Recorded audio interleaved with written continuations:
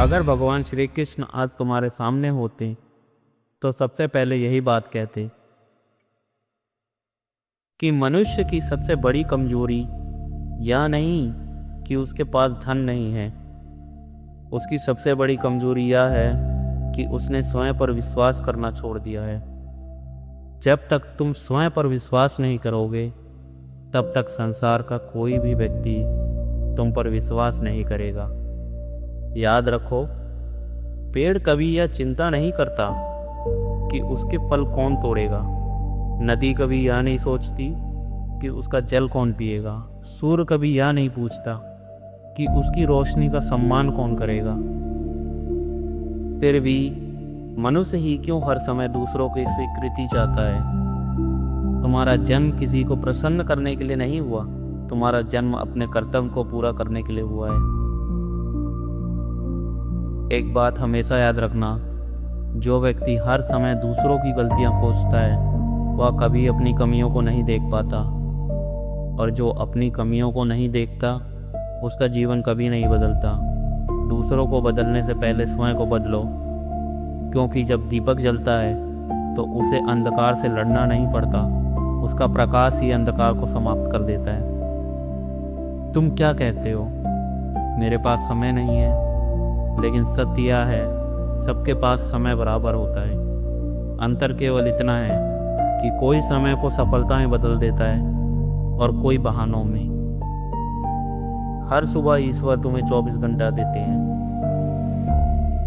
अब यह तुम्हारे ऊपर है कि तुम उन्हें शिकायत में बिताओगे या अपने भविष्य को बनाने में। यदि कोई तुम्हारा अपमान करे तो तुरंत उत्तर मत देना, क्योंकि क्रोध में दिया गया उत्तर अक्सर जीवन भर का पछतावा बन जाता है।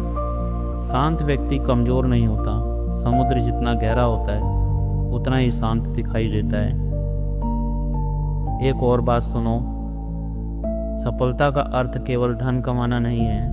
यदि तुम्हारे पास धन है लेकिन मन में शांति नहीं तो तुम अभी भी गरीब हो, और यदि तुम्हारे पास कम साधन है लेकिन मन संतुष्ट है तो तुम संसार के सबसे धनी व्यक्ति हो। कभी किसी की सफलता से ईर्ष्या मत करो। तुम केवल उसका आज देखते हो, तुम उसके वर्षों का संघर्ष नहीं देखते, उसकी मेहनत नहीं देखते।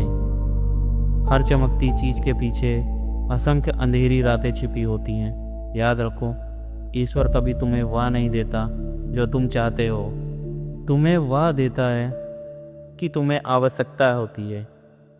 इसलिए जब जीवन तुम्हारी इच्छा के अनुसार ना चले तो निराश मत होना। हो सकता है ईश्वर तुम्हारे लिए उससे भी बेहतर मार्ग तैयार कर रहा हो। अपने कर्म इतने श्रेष्ठ बनाओ कि तुम्हें अपनी पहचान बतानी ना पड़े। जब फूल खिलता है तो उसकी सुगंध तुम्हें उसका परिचय दे देती है। उसी प्रकार श्रेष्ठ कर्म करने वाले व्यक्ति को अपनी महानता सिद्ध करनी नहीं पड़ती।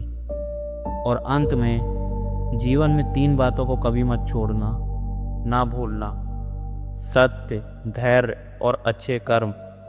क्योंकि समय चाहे जितना भी कठिन क्यों ना हो, इन तीनों का साथ देने वाला व्यक्ति अंत में अवश्य विजयी होता है। इसलिए उठो और अपने लक्ष्य की ओर बढ़ो।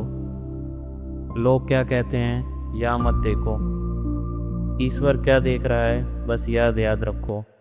जय श्री कृष्ण। मिलते हैं